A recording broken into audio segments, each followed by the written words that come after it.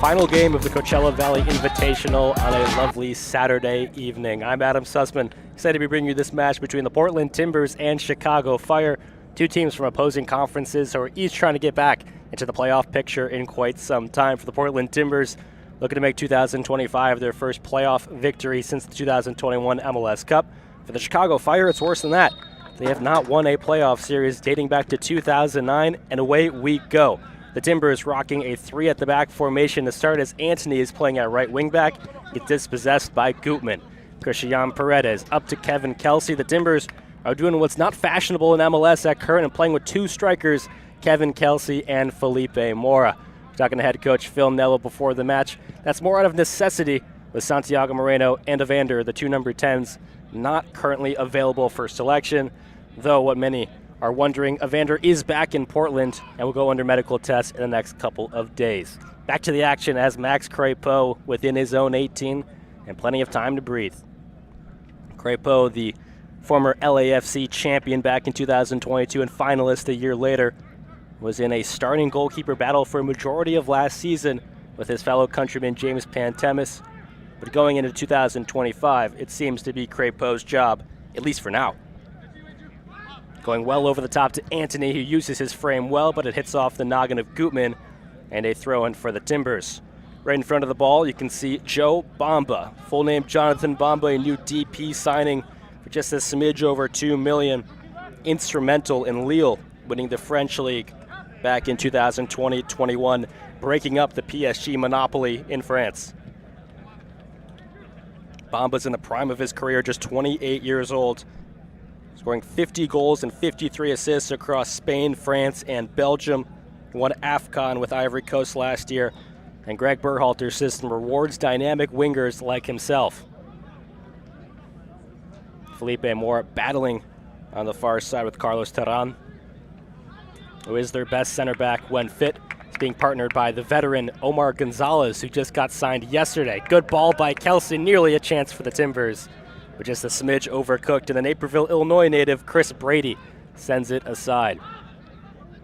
A beautiful afternoon for soccer in Indio, California. Chicago, quite a further trip than Portland, of course, but both of these teams, this isn't their first time at this preseason affair. Chicago played on Wednesday. They lost to LAFC in a game where they were outplayed.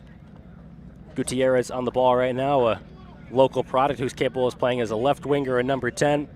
But speaking with Chicago head coach and sporting director, really the head of the entire sporting operations now for the Chicago Fire, the former U.S. men's national team head coach Greg Berhalter, about Gutierrez. He may be played more as an attacking 8 than necessarily a traditional number 10 or winger. Here's Gutierrez on the ball right now. He had 2 assists against Portland the last time he faced the boys in green. Diego Chara, everybody knows him. 38 years old, coming back to Portland for year 15. Ymer Fori, the newest Colombian in town. He's somebody that Phil Neville already loves. 6'2", big stature and big smile on his face. Brought in over from Independiente in Colombia, the same club that they signed Juan Mosquera from a few years earlier. And now the Timbers have a pair of 22-year-old Colombian fullbacks on either wing, though Juan Mosquera not available for selection today. Here's Omar Gonzalez calming things down to Callan Acosta.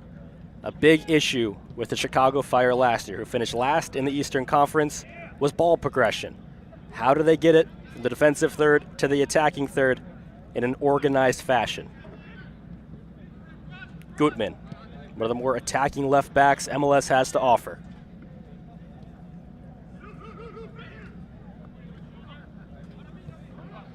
Neat play by Chicago. Callan Acosta sprays it out wide. Playing quarterback. Here's Acosta again, a former champion with Max Crepeau when they played at LAFC.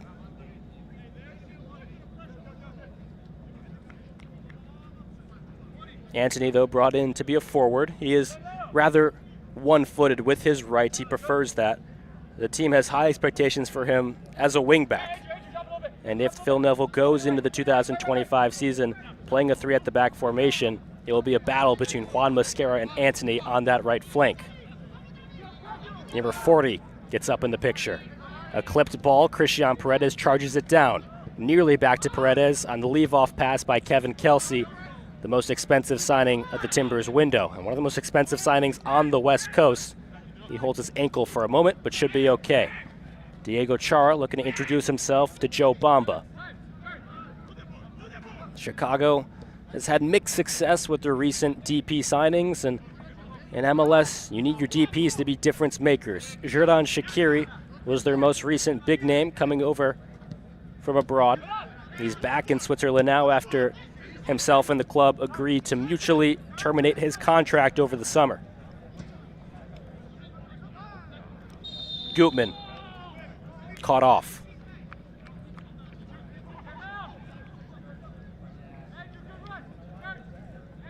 So now the Chicago Fire have a new look winger attack. Outright, we haven't brought up his name yet, but worth doing so. Philip Zinkernagel. A bit later in his career at 30 years old, signed on a 4-year deal from Club Brugge. Ronnie Delia, actually the new Atlanta United coach, was his manager there. Zinkernagel has had, at his peak, some of the best seasons you will see in Scandinavia, as Diego Chara is bumped and shares a smile with Kellen Acosta on the edge of the box. Looks to be okay. And the 38-year-old back up onto his feet. Diego Chara is one match away from his 400th in MLS. If you add up all the minutes, he's spent 26 days on the pitch for the Portland Timbers. That's 610 hours. Kevin Kelsey is still trying to log minute 1 for the Portland Timbers. He was a FC Cincinnati player last year. Here's Acosta on the ball. Back to Terran and Omar Gonzalez. The center back who was officially signed yesterday on a 1-year deal, best known for his 7 years with the LA Galaxy. Gutierrez drifts to the far side to help build up play. He may be given more of a free role under Greg Berhalter. Well, it's hard to question the credentials of Greg Berhalter, an MLS Cup finalist, ever present in the playoffs when he's with Columbus from 2013 to 17. This is a massively different league than the last time he was in Major League Soccer. For example, last match I called was San Diego. They didn't exist. Of course, many other new teams within MLS since the last time Greg Berhalter was around. And Chicago desperately trying to get back into the playoffs for the first time since 2017 and win their own first playoff series since 2009. Ball over the top, dealt with well by Zach McGraw, who's playing in the center of a back three, which isn't something the Timbers did much last year. About 95% of the games a season ago, they played in a 4-2-3-1 formation. Here's McGraw on the ball right now. A few caps for the Canadian national team and a few more over to Kamal Miller, who's got 40+. Takes a tumble on the ball, and that's going to be a handball. It could potentially be a yellow.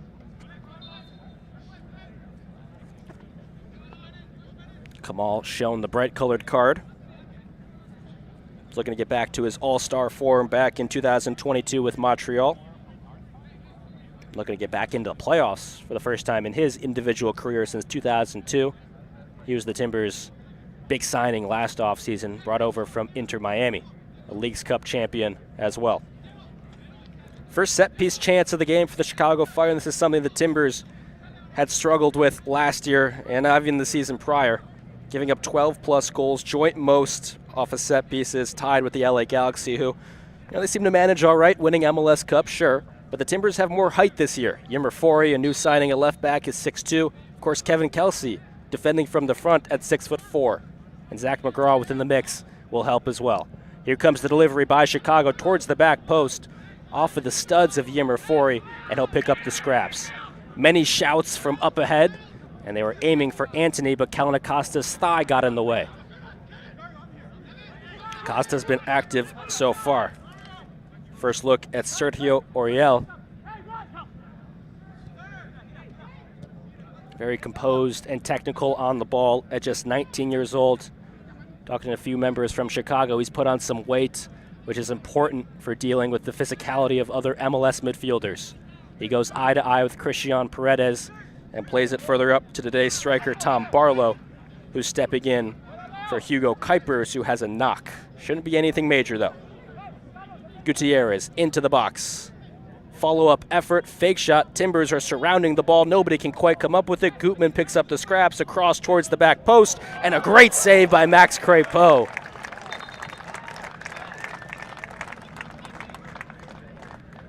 Game stays level, courtesy of the left paw of the Canadian keeper.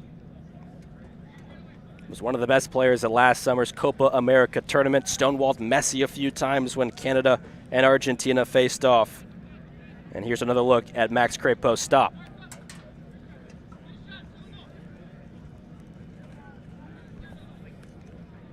Joe Bamba on the delivery towards the PK spot, dealt with by Dario Zubric, hits off of the shoulder. Treating it like a backboard was Carlos Terran, and now he'll jog back to his defensive duties. Last season, Chicago finished with a record of 7 wins, 18 losses, and 9 draws. They finished last place in the East on 30 points, tied for the worst season in Chicago Fire history.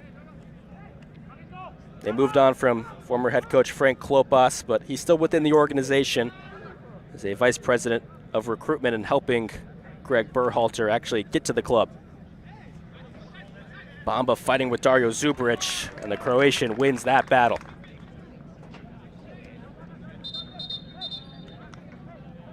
Last year for Portland, they never quite had a consistent center back pairing.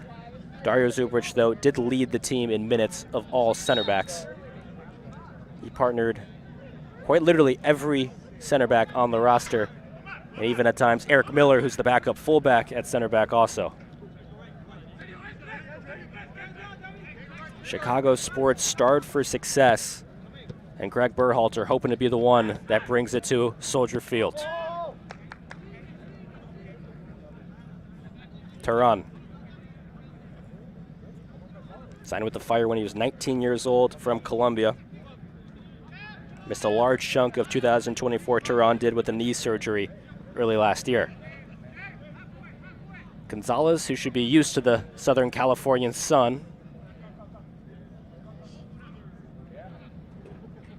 Or a hell. Back to Gonzalez. Timbers not enacting a press.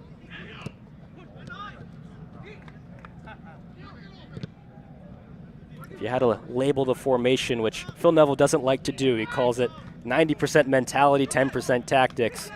But if I have to delve into that 10%, looks like a 3-5-2 for the Timbers. On the outside of that 5 is Anthony at wingback. Doesn't have the speed to get there, though he does win the Portland Timbers a corner kick. David Ashala, who was training away from the team on the side just through injury on Monday, is back and ready to go 45 minutes, according to Phil Neville. He is someone that was incredibly highly praised by Neville a year ago, at times calling him one of the best midfielders in the Western Conference. And now his delivery is a good one. Terran within his zone 6. Ymer Fora uses his height well over to Kevin Kelsey, the $6 million signing from Shakhtar Donetsk in Ukraine, was on loan at Cincinnati last year, and that's something the Timbers put a lot of stock in, having prior MLS experience, as so many foreign signings need a year of experience within the league before they really hit it off. Kevin Kelsey's already gotten through that. He was named in the MLS 22 under 22 a season ago. Back to the action where Gutman has plenty of real estate in front of him, and walking into that space is the young Orahel. Zinkernagel to Bamba. Joe Bamba takes a slip and a good block by Anthony.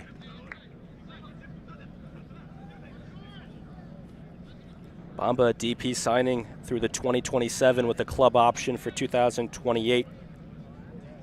Just aesthetically wise, beyond just his fit within the team, is such a fun player to watch. A dynamic left winger that will like to cut in on that right foot. Represented France at youth level, but elected to go with the Ivory Coast, in which he won AFCON with last year. That's the African Cup of Nations. Red jerseys crowd the back post near the PK spot. and now they run towards the ball, but it's going to be a far out delivery. Max Crepeau stays on his line, and smartly so. Antony extends his stride and gets hacked from behind. That foul by Philip Zinkernagel, another new addition in the offseason. One of 12 for the Chicago Fire. I believe that's the most of any team here at the Coachella Valley Invitational, along with San Jose. They've turned their roster over, the two teams that finished last place in the East and the West. Bamba, athletic touchdown, and then drifts past Antony. That's nice stuff. If you're Chicago, you want to see more of that. Acosta. Chicago, his fourth MLS team, Kellen Acosta. And boy, did Greg Berhalter sure love him with the U.S. men's national team. In 2021, he played 21 of an available 22 games for the U.S. men's national team, so he is very familiar with his new club head coach, Greg Berhalter, from the time with the national side. So Portland's ball, each have had a decent chance. Chicago the best of it, but a save aside by Max Crepeau keeps this a 0-0 game in the 16th minute. Last time Portland-Chicago met in a more competitive fashion was the 2023 season in the summer at Providence Park. Chicago were battling for a playoff spot as well as the Timbers, and they came out victors 2-1 with a pair of assists from Gutierrez. Antony's probably been the most active on the ball for Portland thus far. Gets dispossessed by Gutman and company. Bamba has some open space to work in and had a running Barroso on the far side, a U22 player they brought over from Portugal. Sporting Lisbon, to be exact, wasn't quite breaking into their first team, but too talented and valuable for their second team, and they cashed in for almost $2 million from the Chicago Fire. Orahel. Good run by Barlow if he's on. Kuipers would usually be in that spot, but he's injured. Not a good touch by Zinkernagel with the ball that came in with a lot of pace. He goes down. No complaint of a penalty, and we play on. Zach McGraw. Calmly over the top. Felipe Moore in a crowd of 3 red jerseys. Doesn't win the challenge, but it's still Timbers' ball. And Kevin Kelsey not on the same wavelength as his fellow South American Christian Paredes, who has been a Timber for quite some time now. Joined Portland when he was just 19 years old from Club America. He's now 26. Last year, though, was the fewest minutes of his Portland Timber career, in big part to David Ashala's emergence. And this year could be called into question as well, his minutes with João Ortiz joining the fold.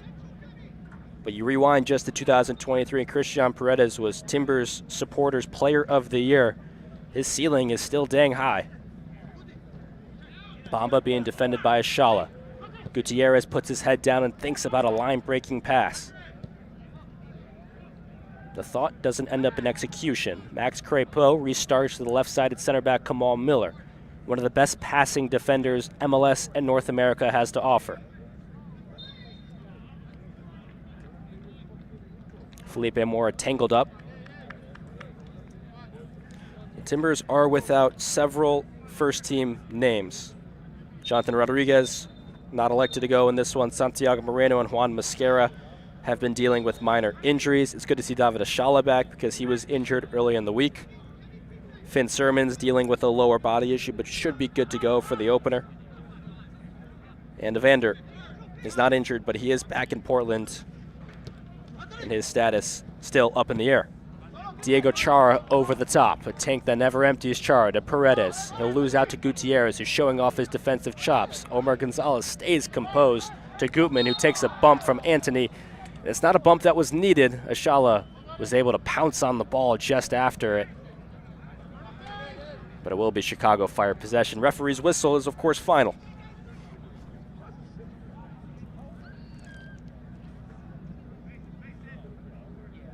On Wednesday, the Timbers opener at the Coachella Valley Invitational. They took down a new-look Bruce Arena San Jose side by a scoreline of 2-1. Goals came from 2 rather unfamiliar sources in the goal-scoring department, but here is a good chance. Felipe Moore winds up, and not so far to the post. Chris Brady glued to the spot. One of the best shot stoppers in MLS. Wouldn't have had a chance at that one if it found the side netting. Poor giveaway at Chicago in the worst area.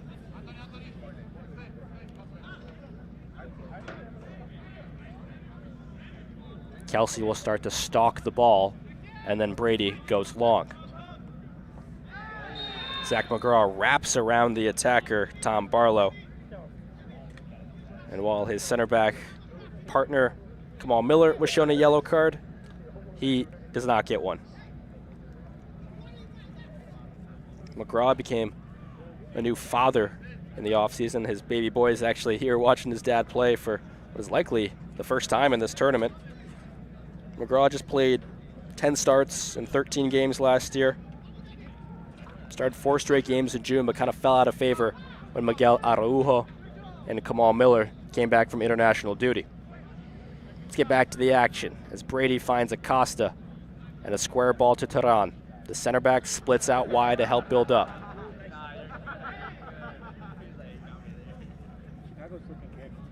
Acosta tumbles on top of Paredes, and that's going to be a foul. Char wanted to play quick, wasn't given the space initially with Barlow in his vicinity. Well, everybody needs preseason. If there's an argument for any player, it's likely Diego Chara. He has the most active starts with one team in MLS history. The only player that has more active starts in MLS, period, is his former teammate and Portland Timber, Darlington Nagbe, still of the Columbus Crew. A champion with 3 different teams, Nagbe. Unbelievable. McGraw loses out on the physical battle with Barlow, but then over the top, he'll give him a chance in a foot race, and cutting off the ankle is Max Crepeau. Crepeau had just 1 clean sheet last year, but perhaps it was in the most important game possible at home against Seattle. A 1-0 victory in which Juan Mascara had the winner.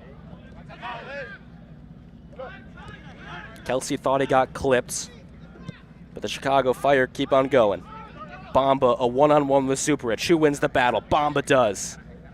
Overlap to Zinkernagel.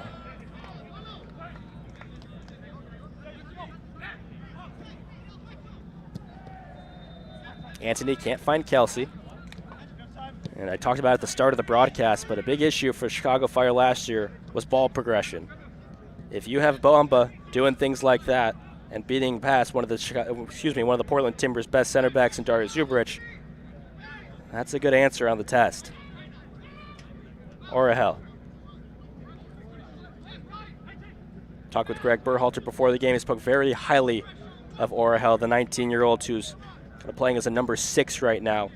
And if you look at the Chicago Fire team on paper right now, that's kind of the spot where you would highlight a player of need.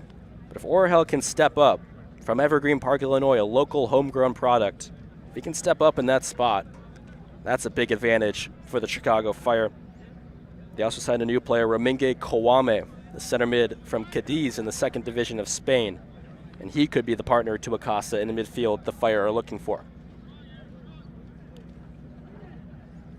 Fire electing with the same set-piece routine they did last time on the corner.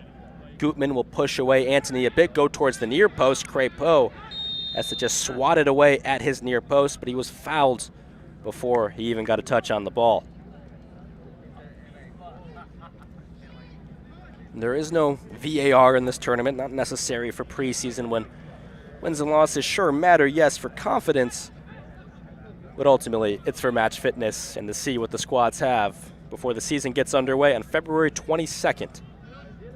The Timbers' first game will be at home on the 23rd, a standalone affair against Vancouver, the team that ended their season a year ago. Here's Christian Paredes, had a shooting chance, but instead will go over to the back post. Paredes again winds up, rattles off the cage, and this ball's still alive. Ashala gets fouled inside the penalty arc, and it will be a free kick for the Timbers, just inches away from being a PK. Paredes probably should have took a lash at the ball first time around, but on the second opportunity, he made no mistake. Brady was beat, but the post was there behind him. Take a look at that whole buildup by the Portland Timbers, their best chance of the game. Paredes was maybe perhaps too unselfish, and the ball found his feet yet again. Good job by Kelsey throwing his back towards the goal.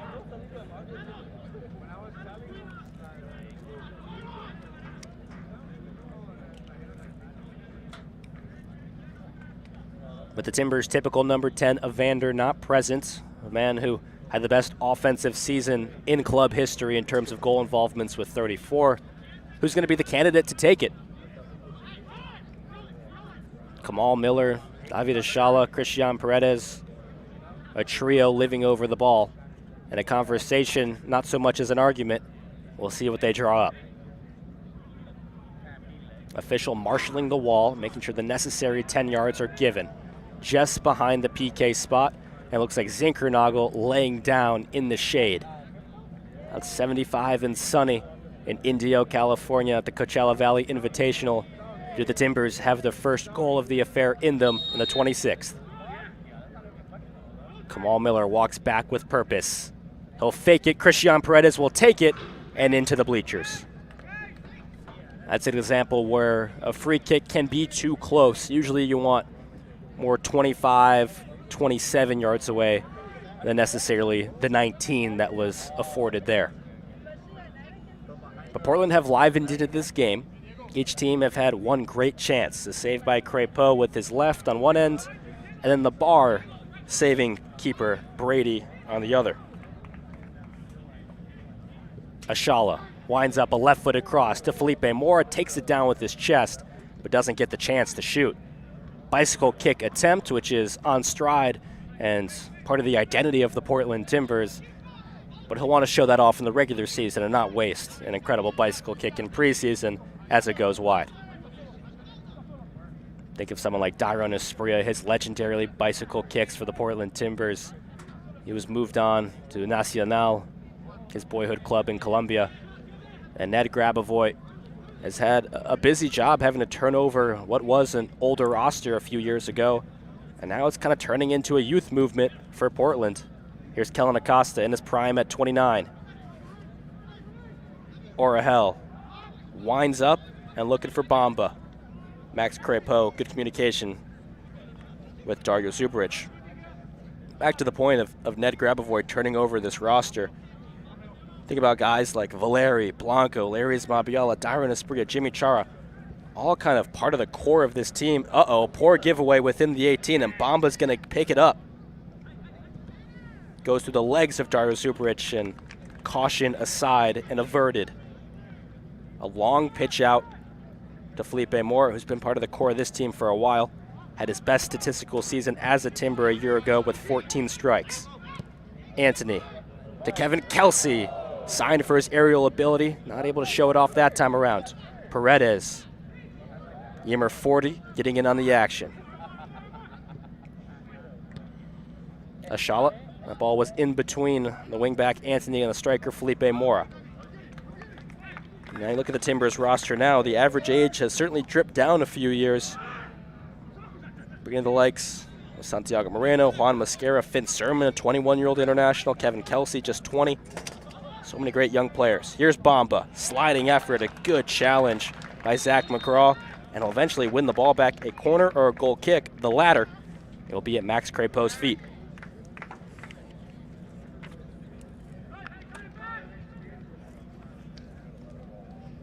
And the profile player the Timbers have brought in is not just young, it's a young, physical, and quick. The Timbers were not the paciest team in MLS last year by any means.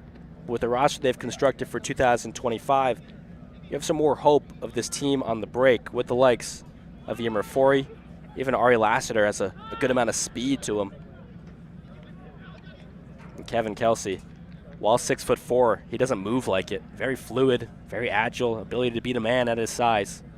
Just the decision-making that probably needs to get better for a 20-year-old, but he was the highest-scoring teenager in MLS last year. You're going to have some slack with a player like that. Felipe Mora tabletops Omer Gonzalez. Gonzalez, I believe, was just considered a trialist with the Chicago Fire for the last week or two. Greg Berhalter brings it in permanently on a one-year deal as of 24 hours ago. So Gonzalez adds a veteran leadership and presence at the back. Was with FC Dallas a season ago. 52 U.S. men's national team caps to his name. 1 Liga MX, 1 MLS 3 times. Was named in the MLS Best 11 4 times. Pedigree is a privilege, and he's earned it.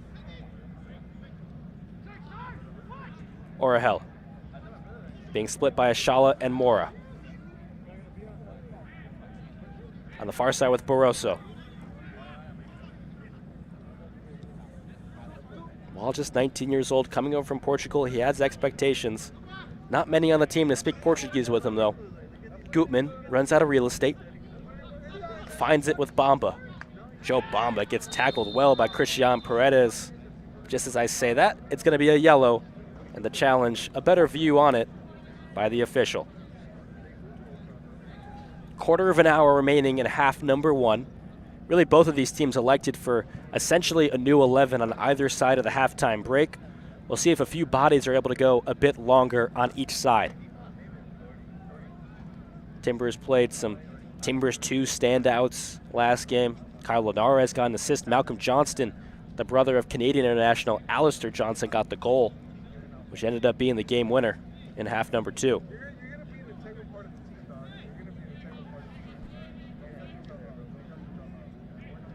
Number 17, Brian Gutierrez, thinking about what he wants to do.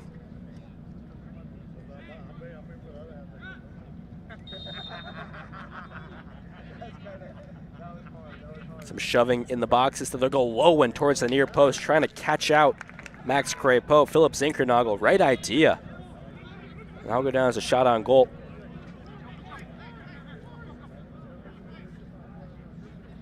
Timbers trying to push the envelope a bit, and then they'll recycle it. David Ashala. Diego Chara puts his hand up. Calmly back to Max Crepeau, who steps on the gas. Off the shoulder of Anthony into Felipe Mora. Felipe Mora, good through ball, but Brady, is he going to be quick enough to get there? He will. Brady played all but 1 game last year, making 107 saves. And while the stats of a team being last place in the Eastern Conference certainly won't help a goalie, he made some miraculous saves. One of the best pure shot stoppers in MLS. Felipe Mora tiptoes out of the box. A volley effort. Impressive even to make that sort of contact. That ball was spinning all the way back to Chicago and into the bleachers for a young fan to grab. Chris Brady's record, the 20-year-old keeper from Naperville, Illinois, 17 wins, 29 losses, and 12 draws. But a 70 save percentage certainly helps his case as being one of the best young keepers in MLS. And Chicago knows a thing or two about that. Of course, if you're a Fire fan listening, you'll remember Gaga Slonina, a current Chelsea goalkeeper. And while Chicago on the pitch has left much to be desired, their business off of it has been pretty good. They now own the record sale, as Bamba is fouled off the ball by Dario Supric. They now own the record sale in Major League Soccer. Jean Duran, a player who played about 1,500 minutes total for Chicago, was bought for, I believe, just over $1 million. Was ultimately sold to Aston Villa for about 2022, and then Aston Villa sold him in the most recent window to a Saudi side, Al Nassr, Cristiano Ronaldo's club. I believe the fee was something between 70 and 80 million. So from the Chicago Fire to playing with Ronaldo and an 80 million transfer fee. But I tell you that because the Chicago Fire had a sell-on percentage in that deal, and it netted them an extra 8 million. So if Chicago wants to do something this window before the season starts on the 22nd, they certainly have the cash to do it. The total sale of John Duran ends up being 30 million.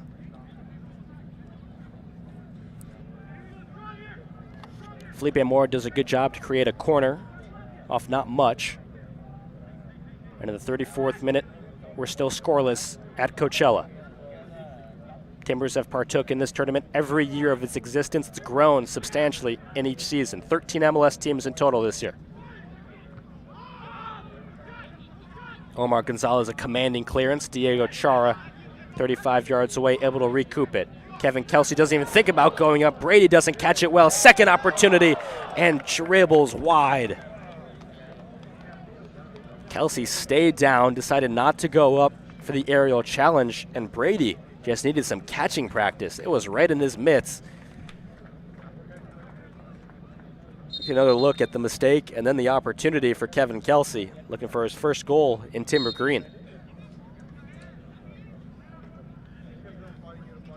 Of course, none of the stats in this tournament will go towards their actual record with their clubs, but confidence, especially for a striker in a tournament like this, the final games before the regular season gets underway, is paramount. And for the Portland Timbers, it is going to be incredibly important to have a fast start to the season, something the club has historically not had a great record with, and usually they turn it on late and they're playing catch-up instead of defending from the front.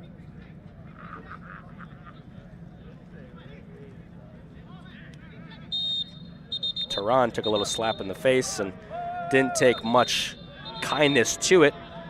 Gave 2 pushes to Kevin Kelsey, and of course those two each speak their native tongue of Spanish to one another, the Venezuelan and the Colombian going at it. No yellow shown on either side, and Omar Gonzalez is going to have to calm down his 24-year-old center back teammate, Carlos Tehran. Being around Kevin Kelsey, he's fiery. Like, he definitely cares, which you like to see out of a young player like that, but sometimes if you're an opponent, you can try to channel that to your advantage and use the dark arts against him.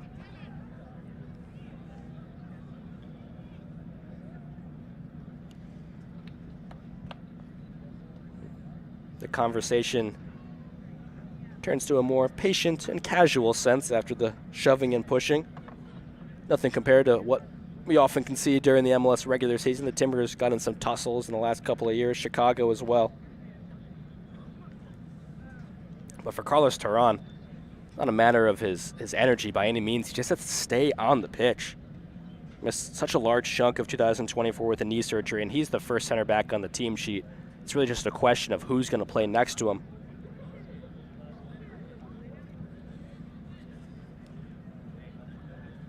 The entire back line for Chicago isn't a question mark per se, but you need to see answers. Barroso putting a lot of pressure on a 5'5" fullback, a 19-year-old, is capable of playing either side, but Gutman will occupy the left. Fortunately for Gutman, he moved from Colorado to Chicago probably at the wrong time when it comes to a competitive team. Colorado was last place in the West in 2023, in which Gutman was the starting left back there. Just scored a goal against Portland that year. And then last year, of course, I remember the Chicago Fire. They were last place in the East when Colorado got back in the playoff picture. Chance for the Fire first in a while. Top of the box, wound up a shot, and Dario Zubric paired with Zach McGraw are roadblocks in the way. To be Tom Barlow on the effort. Usual striker Hugo Kuipers, I'll reiterate, is not here. So this is 2/3 of the preferred Chicago attack with Zinkernagel and Bamba on the flanks. Off of Dario Zubric's head again, a chest down and another save at the near post for Max Crepeau. That one he makes consistently. Kuipers was signed for a club record $12 million last year. Can Greg Berhalter unlock a true finisher like that? We'll certainly get better service with Gutierrez in the middle, playing it from behind, and crosses coming in from Bamba and Zinkernagel. Anthony, perhaps the fastest player on this pitch. A low cross, Tehran goes into a split to get rid of it. 39th minute, we play on. Ashala cuts some grass pellets back to Zach McGraw. We are playing on real grass here at the Coachella Valley Invitational. They do a great job maintaining almost what feels like a dozen fields. Yimmer Forey shows off his strength and across with the left. Gutman had to get rid of it. Gonzalez didn't really quite have his bearings, got it lost in the sun. Orahel. Clipped ball over the top. Zinkernagel, can he capitalize? And Kamal Miller uses his body perfectly. Too high for Anthony. Great representation of Portland Timber fans, and some Chicago red, white, and blue trickle throughout as well.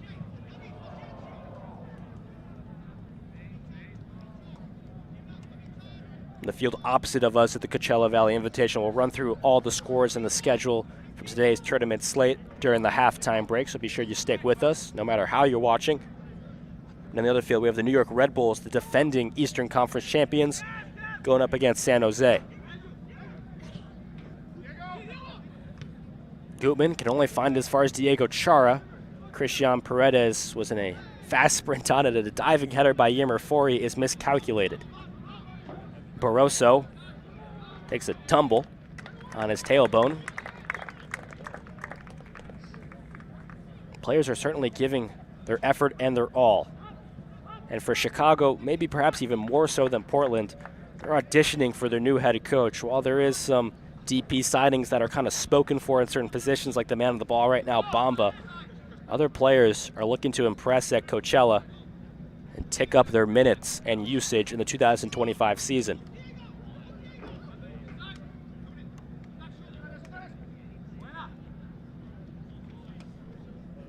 Bamba going to work. Came over from Celta Vigo. It's actually pretty decent in Spain. They didn't get rid of him for performance. It was more of a salary issue. Orahel. Gutierrez thinks about winding up a shot. He got a Shala on his heels. And now green jerseys converge and draw a foul. Chicago, when they start these attacks in the final third, it looks like they're decisive and it looks like they have ideas. And then they kind of live around the periphery too long and struggle to make that ultimate decision. They have had one very strong chance that Max Crepeau made a brilliant save on. But in the 42nd minute, Portland has creeped their way back into opportunities.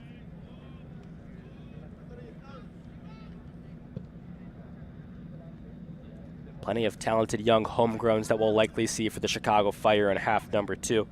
Excited to talk about some of them. Kelsey plays it more like a basketball player than a soccer. Hits off his forearm. Gonzalez finds the room out left. Not much pressing from the Portland Timbers.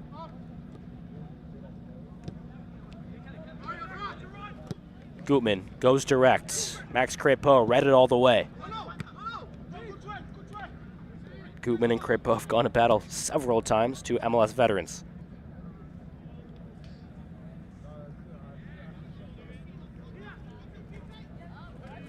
Here's Orahel, who's been an MLS Next Pro regular. That's the developmental league right below MLS with Chicago Fire 2 for some time. Deflection rolls up the studs and the leg of Dario Zuberic, and the Croatian will be forced to concede a corner, but a good block ultimately.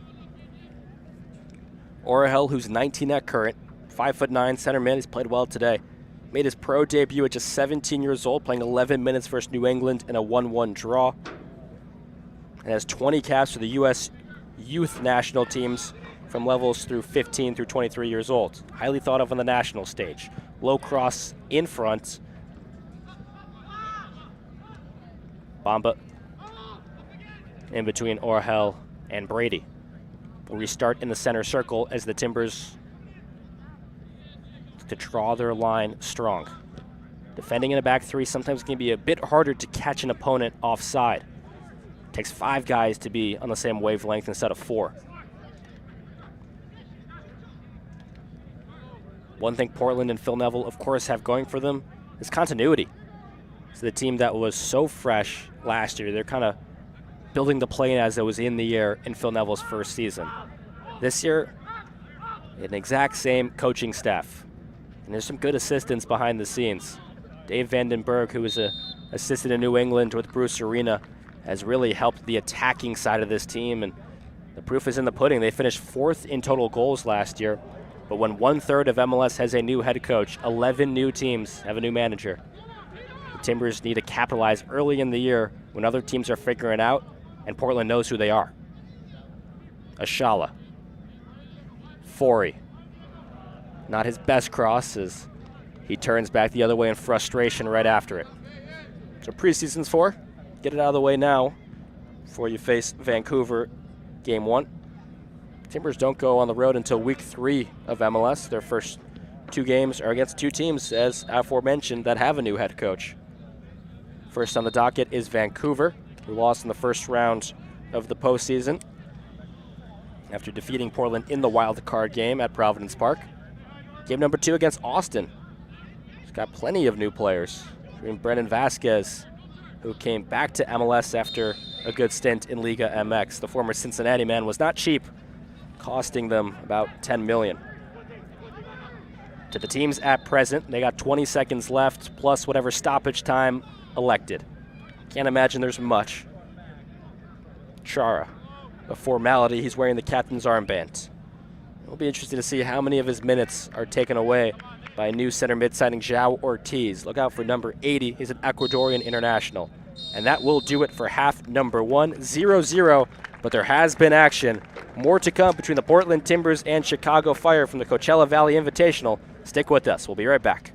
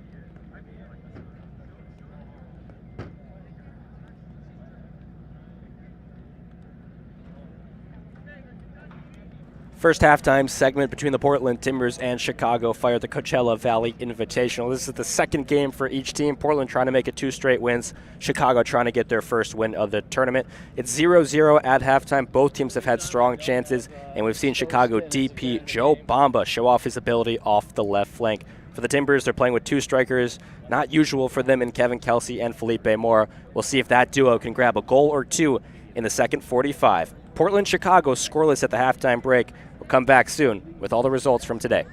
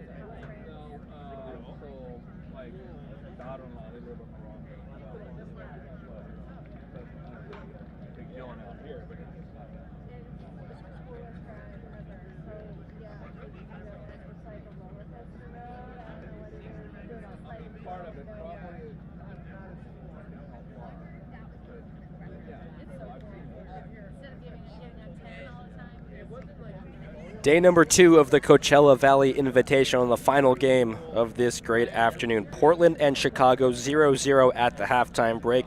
Let's run down the 3 games we saw before today. Austin and St. Louis was a 1-1 game, the first match of the morning. At noon, I called a match between San Diego and NYCFC, the first ever broadcasted game that San Diego played. They unfortunately lost 3-1 for their abundance of fans in attendance. In the opposite field, finishing up about 30 minutes ago, was the San Jose Earthquakes and defending Eastern Conference champions, the New York Red Bulls. New York Red Bulls won that game by a scoreline of 1-0, making San Jose 0-2 in preseason at Coachella under Bruce Arena. Portland and Chicago each looking for the win in half number 2. We'll see if there are wholesale changes or a relatively consistent 11 from a half ago. Stick with us. We'll be back in a jiff.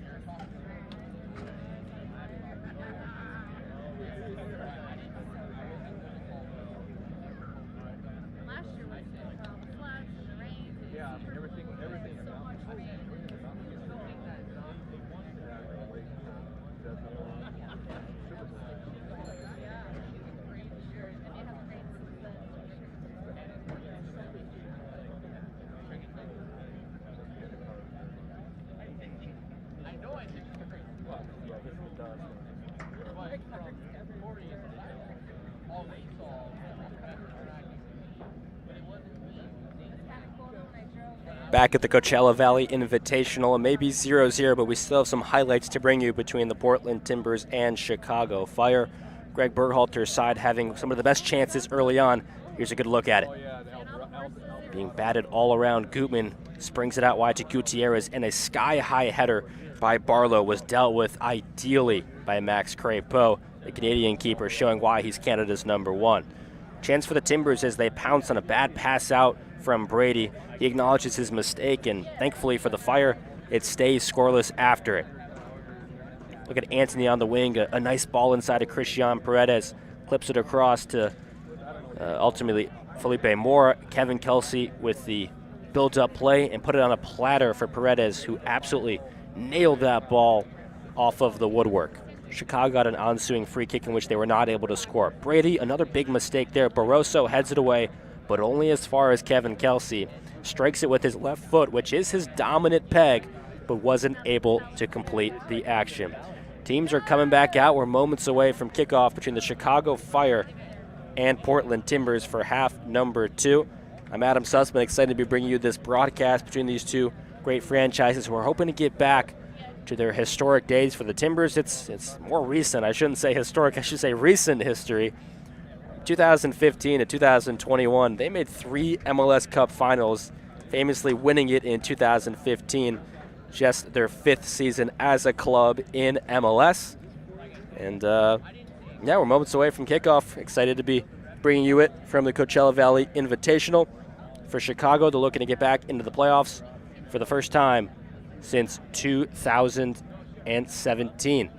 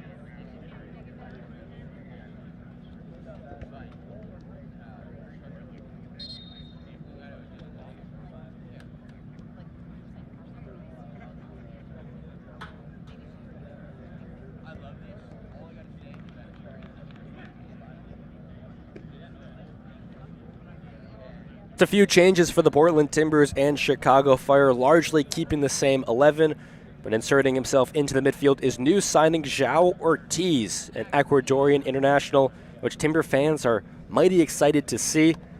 Talked with him at media a few days after he signed officially for the club. He's donning the number 80. On your screen right now is Kevin Kelsey, another big money signing this offseason for $6 million from Shakhtar Donetsk. He was one of the best teenagers in MLS a season ago. João Ortiz, more in his prime, 28 years old. He's valuable because he can play next to Diego Chara, the longtime captain and legend of this club, but also be partnered with David Ashala. He has box-to-box mentality, a true number 8, and an engine that never empties. Excited to see what João Ortiz brings into the fold. Also into the game, we're going to push Dario Zuparic into the middle of the back 3, and in comes the substitute Miguel Araujo, coming in at the left-sided center back spot. Excuse me, in the middle of the back 3 will be Araujo. Kamal Miller will be on the left. Here's Gutierrez, a good tackle from behind. Diego Chara gets a deserved round of applause. For Chicago, we'll reset things, but it doesn't look like they've made many changes at all. Tom Barlow still up at the central striker spot.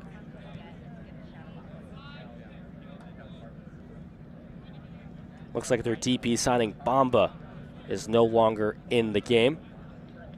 This was his first match action for the Chicago Fire, was only officially signed this week, did not play on Wednesday. So good to see him, though, get a 45 before the season gets underway.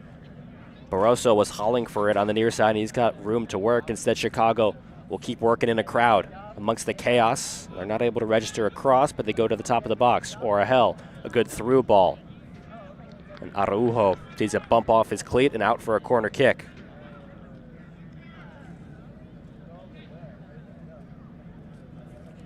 Chicago looking to improve on what was a rough 2024. They've overhauled things. Greg Berhalter, former U.S. men's national team head coach for quite some time, getting back into the picture. There's one thing that Portland has over Berhalter, though. They beat his Columbus Crew in the 2015 MLS Cup in his home ground. Shouts of away. Kevin Kelsey doesn't even have to jump. Wow, a good lash at the ball, and then goes over the bleachers. Good contact. Look at Kellen Acosta on your screen. Just 29 years old, one of the veterans of Chicago. He's a key player under Greg Berhalter. Played as a CDM at times, but also more of just a traditional central midfielder. Joined as a free agent with Chicago last year in February from LAFC on a 3-year contract. So it's this year and next. 117 games for Dallas, 79 for Colorado, and 56 for LAFC. Perhaps he may look most fondly of the time with the black and gold, considering he won a championship in 2022.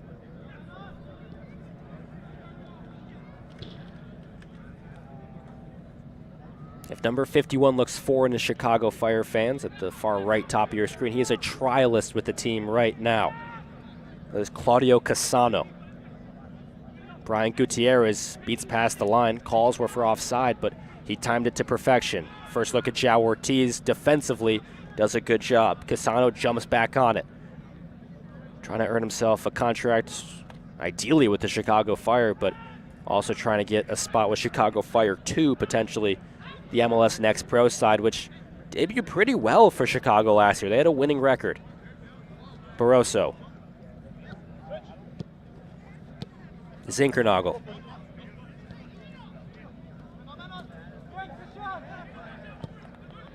Paredes confidently takes it away. Anthony finds his way inside the 18. On his preferred right foot, Omar Gonzalez gets rid of it. And while Omar Gonzalez may not be the MLS best 11 center back quality he once was, he's still looking confident and strong at this point. And in a one-off game here and there, you can always do it. And I get the leadership by Greg Berhalter bringing him in. And also, quite literally minutes ago, the Chicago Fire signed another homegrown player to their roster. Signed U.S. Youth National Team center back Chris Cups to a homegrown deal. Already made 15 appearances for their MLS Next Pro side. He's with the Youth National Team right now. So we likely, of course, won't see him at any point during this game, but maybe there's a chance on Wednesday, depending on the Youth National Team schedule. Chicago at the point of attack. Cassano, the trialist, gets bumped right on the periphery of the chalk, and it will be a set piece, sort of from an awkward angle. An opportunity to put it on frame, and Max Crepeau's going to marshal his troops and elect what he wants to do. Zinkernagel took the last one and tried to sneak it past Crepeau at his near post. He'll be more alert to it this time around. It'll be the Danishman Zinkernagel yet again. He's got 60 career goals and 50 career assists in 300 appearances across 5 different countries in Europe. Plying his trade now in Major League Soccer. The former Norwegian Club Player of the Year with Bodo Glimt when he scored 19 goals and 18 assists in 2020. An incredible individual season. Zinkernagel, hands on his knees right by the ball. Gutierrez and Cassano link up, and Gutierrez will get the ultimate compliment of getting able to take the shot, but he doesn't deliver for his side. Frustrating for the Timbers. One of the beauties of the preseason tournament is even with my headset on, you can hear what the ref is saying. He goes, "It's still rolling, Max." Talking to the keeper, Max Crepeau, has a smile on his face, and we restart. Crepeau didn't have his best year of his club career with Portland last year, but looking to make year 2 in Oregon much better. And boy, has he shown the top-end potential to be that.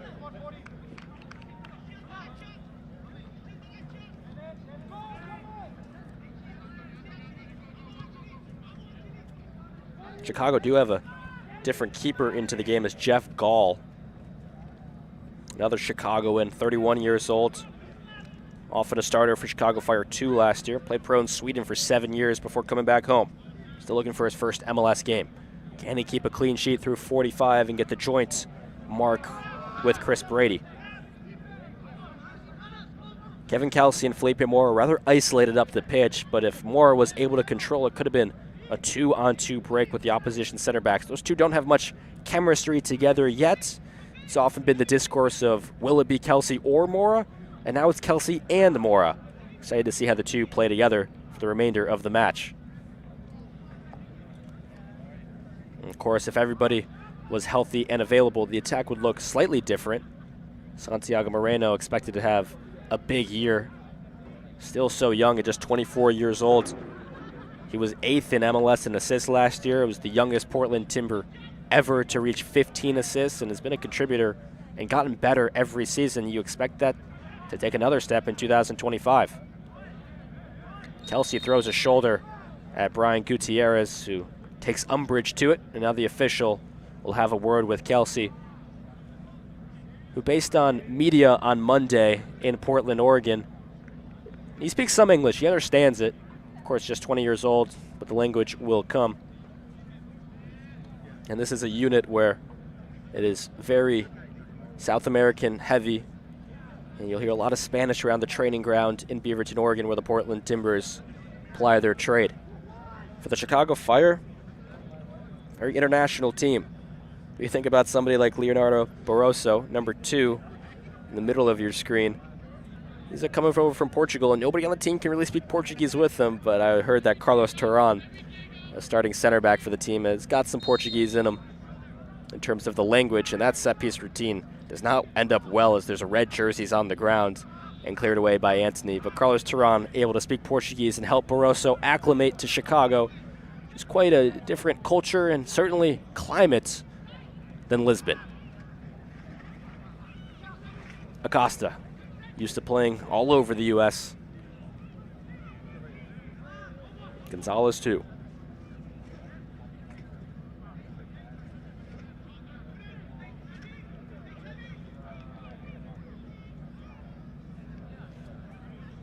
Zinkernagel looking for options.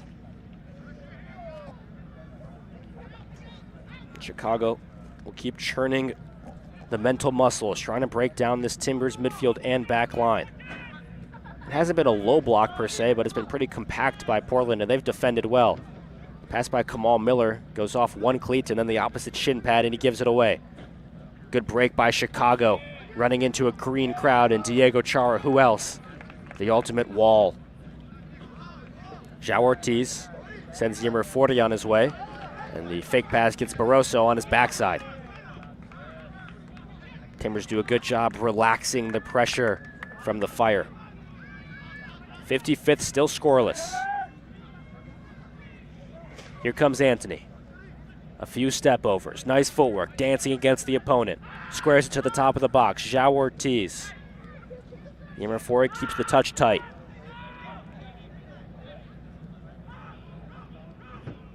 Ball moved from south to north and back again.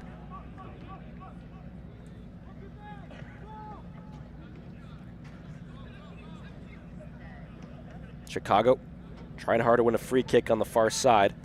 That said, it will be Portland ball. They've made just 2 subs so far, about the same number for Chicago. Around the hour mark, 70th is where you'll see some more come in. Phil Neville was effective at halftime adjustments last year. Portland would often find themselves in a 1, 2, and even 3-goal hole, and they would often come back at halftime. They were the comeback kids from Portland last year. But this season, they'll want to be defending from the front. For Chicago, just goal scoring was all in all a big issue. Chance creation wasn't there to feed their big DP striker, Hugo Kuipers. But Zinkernagel on the man on the ball right now, hoping to change that. Preseason breeds optimism and hope. Most of the squads are healthy. You get a look at the new signings. All is exciting. But it can be a tough reality game one of the season when one team needs to win, one team needs to lose, and a draw is often unexciting for both sides. But everybody thinks their team's going to finish in the top 5, and ultimately somebody can't. And Portland has high expectations to get back in the playoff picture. That was a great run by Christian Paredes over to Forey. Looked like he was crossing it back in front to Anthony and out for a Timbers corner. Portland projected to be better off of corner kicks this year. It took until their 99th corner a season ago to convert. And they converted twice on their 99th and their 100th. Here's a look at the chance. Paredes gave it over to Forey. Looked like he was trying to return the favor or reach for the far post. Tough to decide. Ultimate end is a corner. Bigger figures to aim for than there was a season ago. Kevin Kelsey amongst that, but Barroso looks like it hit off his shoulder blade.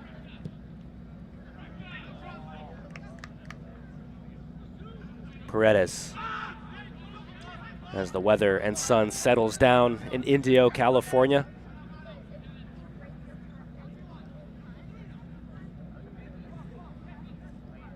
Anthony, a scoop pass into Felipe Mora. It's been a bit quiet this game. It's been Kelsey who's been more active for better and worse. And Dario Zubric will drag back Brian Gutierrez. And doesn't really need a turnaround. He realizes he got the yellow card.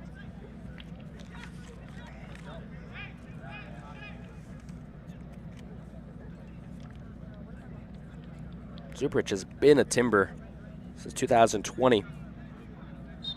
Scored in the opening game at Coachella, the first goal against San Jose. It's up to 139 games for the club. Has had 24 starts or more in every season since the curtailed COVID campaign in 2020. He's been reliable. 2,200 minutes a season ago, the most for Phil Neville's side.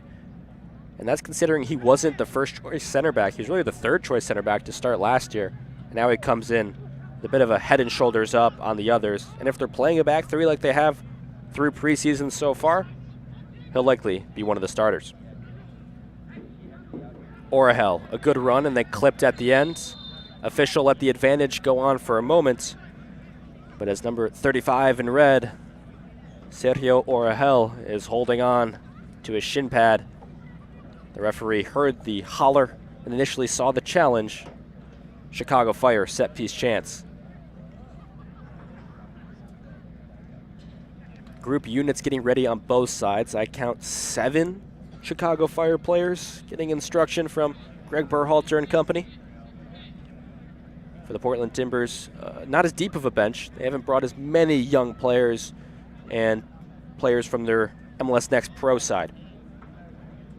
So this could just be about the last chance for most of the first choice 11 for Chicago. As always, Zinkernagel and Gutierrez. Be interested to see if Bamba gets these opportunities in the regular season. Gutierrez hits the wall. I think it hit Kevin Kelsey's noggin.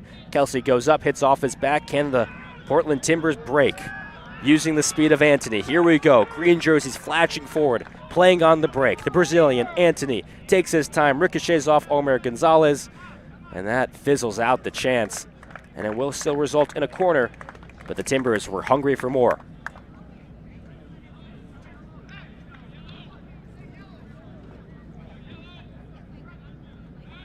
The anxious Chicago Fire subs, as you see on your screen right now, going to have to wait a bit longer. Portland's going to get the opportunity for a corner.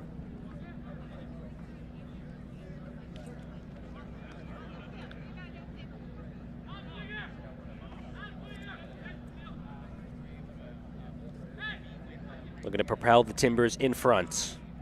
Good delivery. Second windup by Anthony. Header by Felipe Mora. Pops up in front of Jeff Gall. And the Chicago Fire keeper kind of just had to spring his body toward a certain vicinity, and he chose the right spot. Tough to get velocity behind that header for Mora, considering the cross in was more of just a looper and a dribbler than anything else. But the Chilean striker does a good job getting it on target. Speaking of Mora's nationality, after his best club season since his early 20s in Chile in terms of goal scoring, he got himself back into the Chilean national team picture, earning 2 caps over the offseason, putting his total up for his career to 11.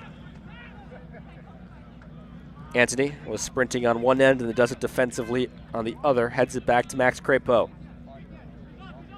Was aiming for Yimmer Fori. Araujo will make the decision instead. A bit in front of Max Crepeau and elects to go long. Many teams in MLS have such an obsession with playing out from the back, but sometimes there's a pass that's a stride in front of you and you just need to get out of danger. Max Crepeau knows it.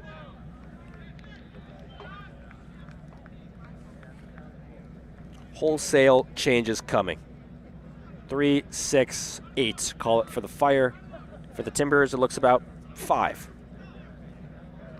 You have to stick with me here. The Coachella Valley Invitational as I get my highlighter out and we go through the lot. For Chicago, it's going to be many young players that fans are getting to see for the first time on stream or on TV. For the Timbers, you saw some of these players on Wednesday if you were watching in person here at Coachella or however you may be watching. One exciting prospect that has taken out Yimmer Fori on the near side is Ian Smith, the 14th overall pick in the most recent draft out of Denver. Made a College Cup a few years ago, and Smith could have the potential to make the first team. We do have a try list as well on your screen for Portland if that was a player you don't recognize. Get that name for you in just a moment. That is Tommy McNamara. And he'll be in midfield. Ari Lassiter, the first signing of the offseason window for Portland, is in the game as well. Diego Chara staying out there, and Eric Miller, the veteran fullback, who's also capable anywhere along the back line. He's been playing more of an attacking role than he may be used to at right wing back. So to reset the lines for Portland, it'll be a back 5 and a back 3 in attack. Kamal Miller, Miguel Araujo, and Dario Zubric as the 3. Ian Smith and Eric Miller, 2 Americans, as the wingback. Through the middle, Diego Chara and João Ortiz.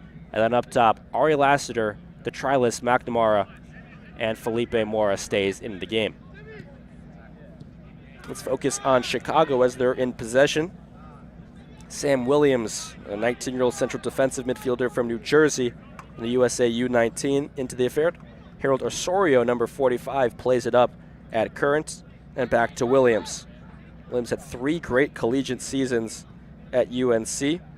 Started 51 of 56 games. He's about to turn 20 years old.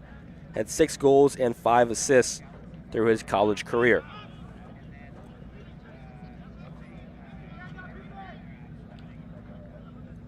Greg Berhalter has made it part of his identity early days with Chicago. We haven't gotten to see much of it on the pitch yet, and of course not in an official fashion yet.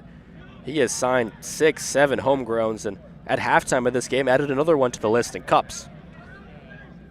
Cassano runs into Eric Miller,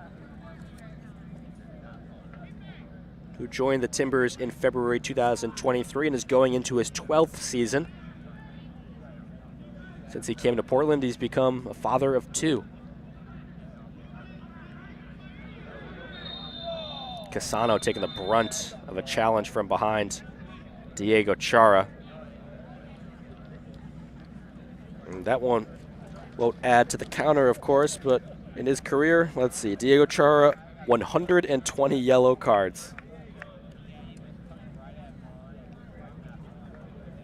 The look at the foul, and he earns his yellow for sure. Chara does a good job to at least keep it out of the box, and Cassano can always say he drew a yellow card from the legendary Diego Chara, who was signed at least for 1 more year. There was speculation he might not come back for 2025, but he's back for year 15 in Portland. He's the original DP signing of this club in their inaugural season back in 2011. Fixing up his cleat, and we should be ready to go.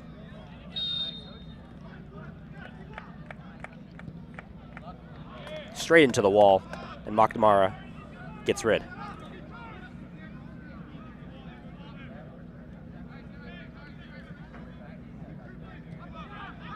It's tough to be organized in possession and structure when it's an entirely new unit coming on. You kind of just have to focus on your role and trust the others. Sam Williams.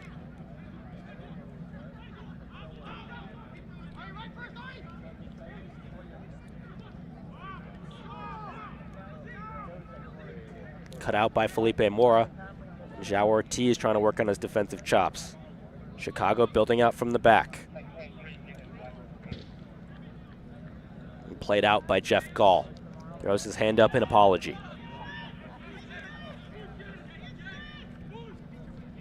For Chicago, goal scoring, of course, an issue last year. 26th in MLS with just 40 goals. For context, the Timbers scored 25 more than they did with 65. If you're the Fire, you're relatively confident that Kuipers is going to be able to hit the heights that you're expecting of him with better service from Bamba and Zinkernagel, who will also get in on the goal scoring. But then the question arises, where else are your goals going to come from? And talking to some Chicago Fire fans and people who cover the team, they're waiting for the answer. Maybe it comes from midfield. Who in midfield could be that option?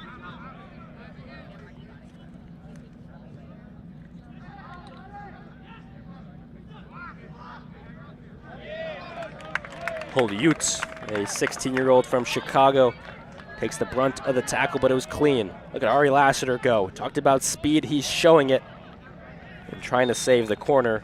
Won't get there in time. Ball over the chalk in the 69th minute. So amongst that group substitution was Vitaly Hollyut, an American-Ukrainian citizen. He's played 19 games at the pro level already in MLS Next Pro with Chicago Fire 2. He scored his first pro goal when he was just 15 years old in the U.S. Open Cup last year with Fire 2. When reserve sides, including Timbers 2, played in that historic tournament. Chicago and Portland will both be back in the U.S. Open Cup. Ari Lassiter on the delivery. Arguments on whose hair it hit off last, but it'll stay with Jeff Gall and the Chicago Fire. Not that the Open Cup isn't important to Phil Neville's side, but for Chicago, they have quite the history in the tournament. They're back playing in the Open Cup for the first time in a few seasons. They are a 4-time champion, which is the most of any active MLS side, tied with Sporting Kansas City and the Seattle Sounders. As Gall recollects again. MLS teams have the advantage of starting in the round of 32. So if you're Greg Berhalter, you can get momentum back and fans on your side in Chicago with a U.S. Open Cup victory. We'll see how strong of a side they put out in that tournament, or if some of the reserves and young talent that Chicago have on display at Coachella right now are mainstays in that competition.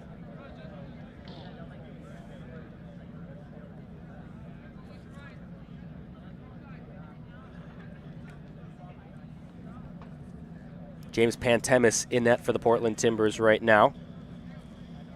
He had the lion's share of the clean sheets for the team last year.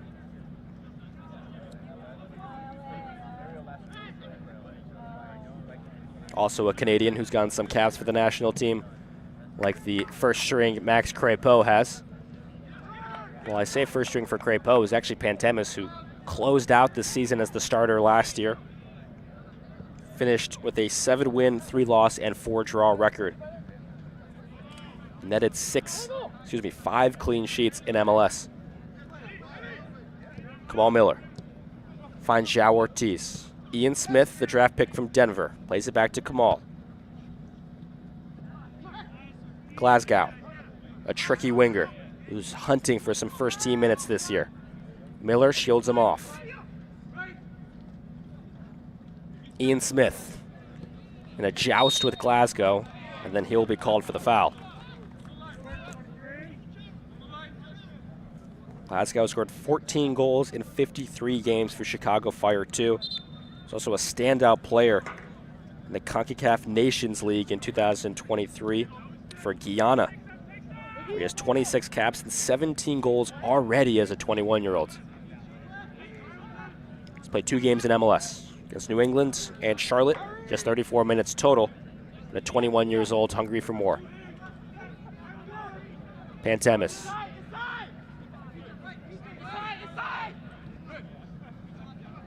Miller. Composed pass to Ari Lassiter. Got a chance to show it off again. Goes to his fellow countryman, James Pantemis. One from Montreal, the keeper on the ball right now. Kamal Miller from Toronto. They did actually play in Montreal together briefly. Kamal was an all-star with then called CF Montreal in 2022. Before that, you probably know, the Montreal Impact. McNamara winds up the left foot well.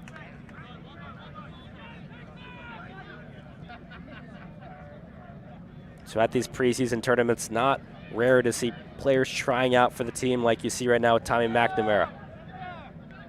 Felipe Mora was waiting just too long for McNamara to get there. For the Chicago Fire, they have a trialist right now in Claudio Cassano, number 51, a 5'8", 21-year-old.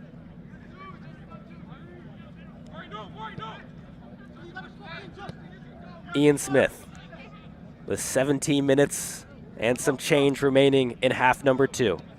João Ortiz finds Kamal Miller. And it's at this point in the game where competitive juices start to get going. It may be 0-0 and preseason and a whole new lot on the pitch for both sides. But you ultimately want to go into the next 2-3 days of training with a win under your belt. Ian Smith. Starter at every game for 3 straight seasons with the University of Denver. He's played in Portland quite a few times, playing the University of Portland every year. João Ortiz has a decision to make. He'll stop on the periphery of the attacking third, let the center backs have some fun.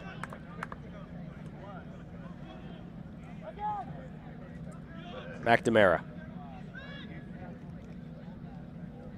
No pressure on the center backs for Portland. 2 of them are likely going to go the full 90 in Kamal Miller and Dario Zubric. Ari Lassiter, formerly of Chicago, gets past his old teammate. A sliding challenge in front. Makes it so Gall doesn't have to make the save, but it looked like the Chicago keeper had it fired.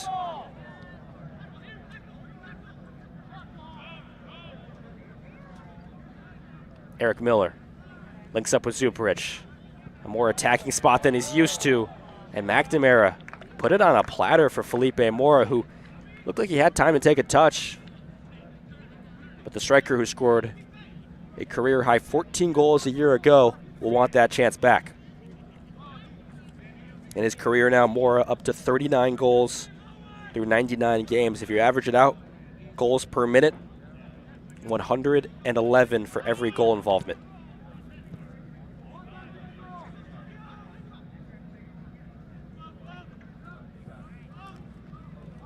Araujo, who played against Kamal Miller in Canada and Copa America last year. Unfortunately, it's a game he won't love that I'm bringing up. He got sent off with a red card. I'm sure the several Canadian internationals on the Timbers had some fun with him in the aftermath when they got back to the training ground. Harold Osorio, yet to get an MLS minute, but does have 2 caps for El Salvador. Reynolds playing up to Glasgow. Hollering for whose ball it should be. Justin Reynolds takes the jog to the throw-in. Plays it into touch. Sam Williams, yet again, have been the most active of the homegrowns in terms of possession on the ball. Here's Hollywood, the 16-year-olds.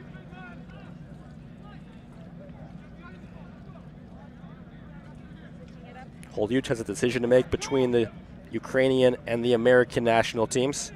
He did accept his first call-up to the U.S. Youth National Team last year. Fire players run into each other, but maybe some harm, but no foul. Still their ball.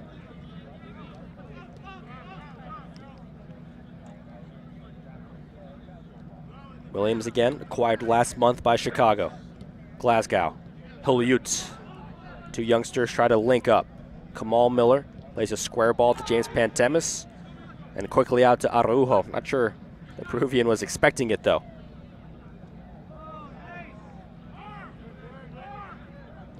McNamara. Super Rich will have a turn.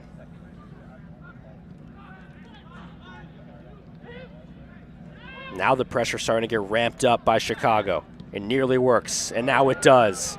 Is this the opener? Chance in front outside the 6, taking his time on the ball. Cassano, and a leg save by James Pantemis keeps this game scoreless.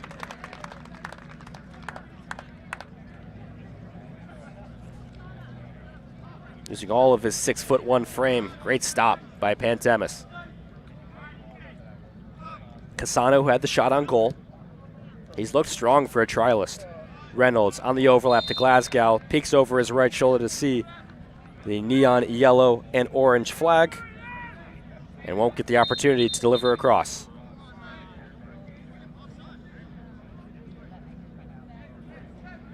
Timbers wanted to play quickly. The ball was too far behind the officials' liking. Will be placed at the point of offside.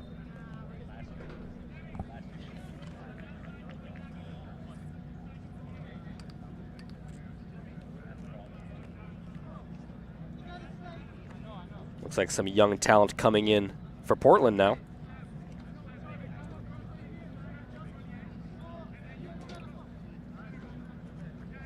Out goes Diego Chara.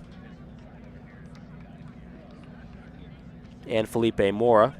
Gage Guerra, a forward who's actually been a Timber for over a year now, though you may not have heard of him. He was drafted out of Louisville last year, 69th overall. Elected to go back to college, but the Timbers still had his rights, and even trained in the offseason with Portland's second team, Timbers 2. And now he is trying out to make a spot on the first team or be with Timbers 2. Also into the game, Adolfo Enriquez. Maybe a bit more familiar when he made his first team debut at 18 years old in a 4-1 victory over Nashville last year. Him and fellow 18-year-old Sawyer Jura each made first-team debuts about a week apart. Jura did it first in a loss on July 4th at Dallas. Guerra dispossessed.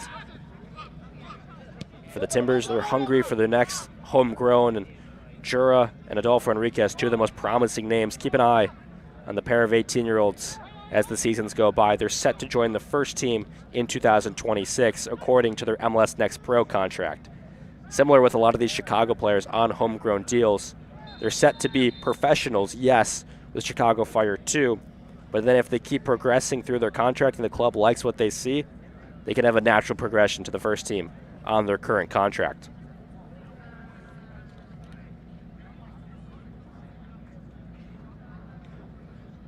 Player down is Cassano. He'll get adjusted, and one possession for his side. Clock ticks over for nearly in the 81st. This is the final game of the Coachella Valley Invitational. A successful Saturday in terms of attendance, fan support, and the action on the field. Hilliot.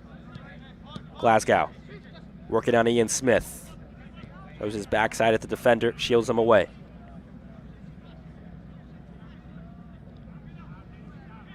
Williams has been shuffling well in that number 6 role. He's an academy graduate of the New York Red Bulls. Should be used to fast-paced transition soccer. Eric Miller, not known for his skills, but put that one in the compilation. It's a defender to bite on the fake pass. Lassiter, the former fireman, was actually traded for his current teammate Kamal Miller between Montreal and Miami a few years ago. Wonder if they've talked about it. Miller again, always has his head up looking for the pass. Adolfo Enriquez picks it out. Ian Smith finds Kamal Miller. Phil Neville has talked about Ian Smith, saying he could benefit the first team this year. 22 years old from Littleton, Colorado. His college career playing as a left wing back, 61 games, 6 goals, and 21 assists. Good for top 10 all-time in Denver history. Impressive considering he played just 3 years and was primarily a defender.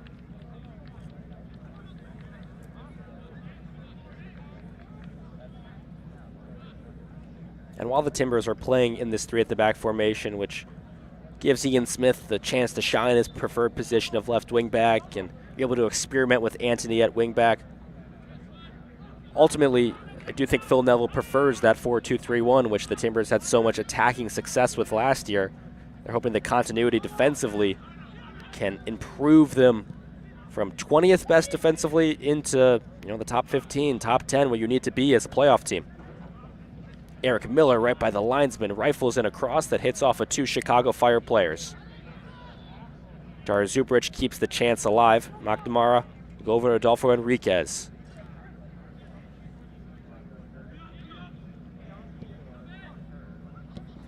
Araujo, João Ortiz, Ecuadorian international with 9 caps. Ian Smith zigs and zags towards the end line, delivers across and out for a goal kick.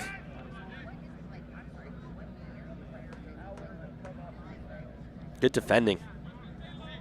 That was Justin Reynolds, the right back. Played 8 MLS games last year. Started one of them versus Toronto, a 1-1 draw. Like many MLS clubs who have relationships with clubs abroad, Chicago's sister club is FC Lugano, who they've loaned some players out to this year. And Reynolds is one of those players. Last year had a brief loan spell with Lugano in the Swiss League. Hard to find a better set of scenery to play soccer in than Indio, California on Super Bowl weekend. Glasgow gives a bump to Kamal Miller, that was never in danger as the young Guyana winger was offside. Throws a thumbs up for the idea, but Glasgow, who's often the first name on the team sheet for Chicago Fire 2, not able to make some noise for the first team so far in his cameo. Smith, amongst a crowd of red jerseys, they're ramping up the pressure. This game's still for the taking.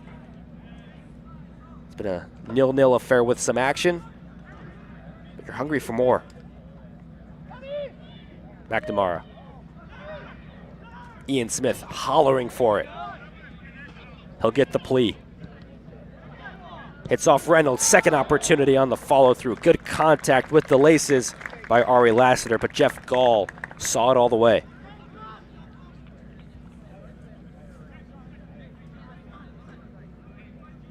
Gall still looking for his first MLS game.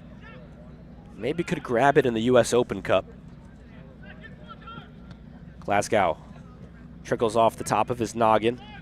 No Fire there to run onto the path of the ball.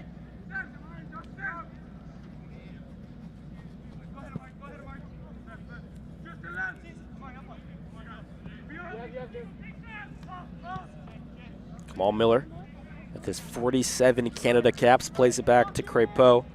Got a smidge less. They were teammates at the World Cup in 2022 in Qatar.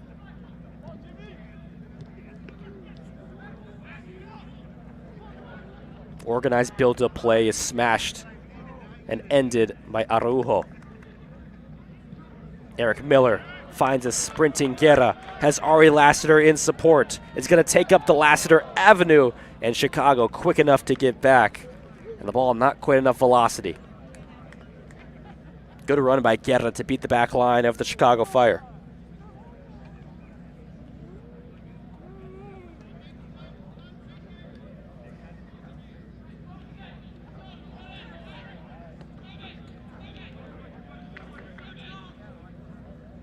'86th minute. Portland a chance off the corner. Lassiter holding both arms up. A good delivery towards the back post. Falls right in front for Araujo. And what a denial by Gall.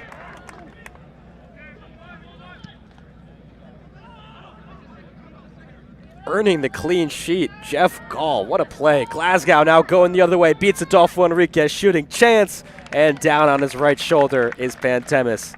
Not quite as spectacular, but still lots to do for Portland's keeper.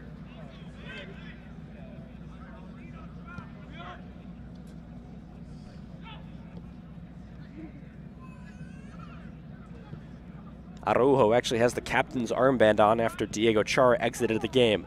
Gage Guerra again, the former Louisville man, throws an arm out at the defender, not able to get onto the ball.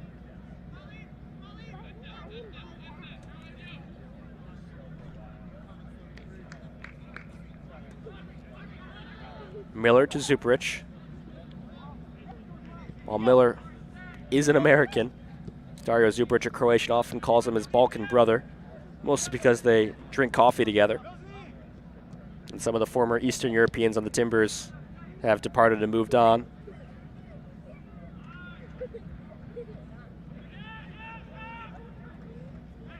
Here's Zubric. Back to Pantemis. Chicago defending in their 4-3-3 in which they started the game. So much about MLS is the managers. And Greg Berhalter and Phil Neville, two of the most recognizable.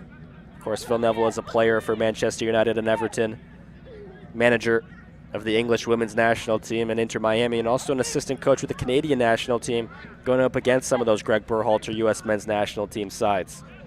For Berhalter, of course, he's known best on the national stage, won 3 trophies with the U.S. men's national team, made it to the knockout round of the World Cup in 2022, ultimately defeated at the hands of the Netherlands.